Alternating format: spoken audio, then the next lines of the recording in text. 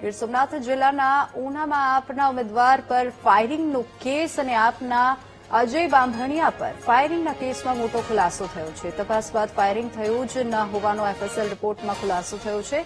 પીડિત જ્યારે પોલીસ સ્ટેશનમાં પહોંચ્યો ત્યારે તેની પાસે કારતૂસ મળી આવ્યું અને પોલીસે કારતૂસ અંગે ફરિયાદ નોંધી આપના ઉમેદવાર અજય બાંભણિયાની અટકાયત કરી છે. કે કોઈ બે અજાણ્યા શખ્સો જે જતા હતા ત્યારે પોતાનું વ્હીકલ લઈને ત્યારે સામેની બાજુથી ફ્રન્ટ વિન્ડશીલ્ડ ઉપરથી એમના ઉપર એક રાઉન્ડ ફાયર કરવામાં આવ્યો છે અને એ પછી પોતાનો જીવ બચાવીને પોલીસ સ્ટેશને આવેલા હતા. સમગ્ર આક્ષેપોનું પોલીસે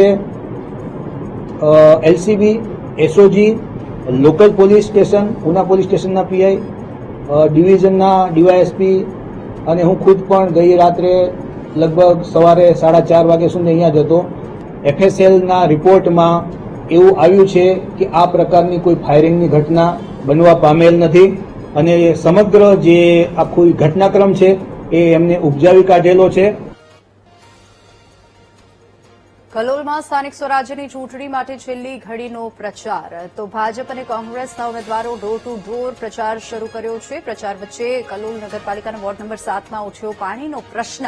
વોર્ડ નંબર 7માં પીવાનું પાણી પ્રેશરમાં ન આવતું હોવાની સ્થાનિકોએ ફરિયાદ કરી છે.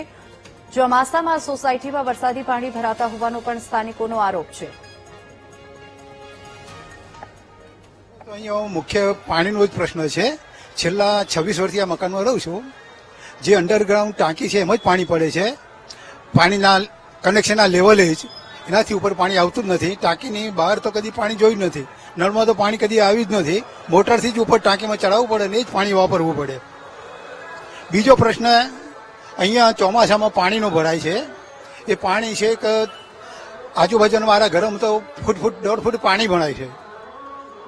જેનો પાણીનો નિકાલ લગભગ 2-4-6 કલાક થાય પછી પાણી ઓછું થાય ત્યાં સુધી પાણી ભરાયેલું રહે છે. અમારે અહીંયા પાણી સીધું પાઇપલાઇનથી આવતું નથી. અમારે મોટર ચાલુ કરવી પડે છે અને ચોમાસા દરમિયાન અમારે રસ્તા પર પાણી ભરાયેલા રહે છે.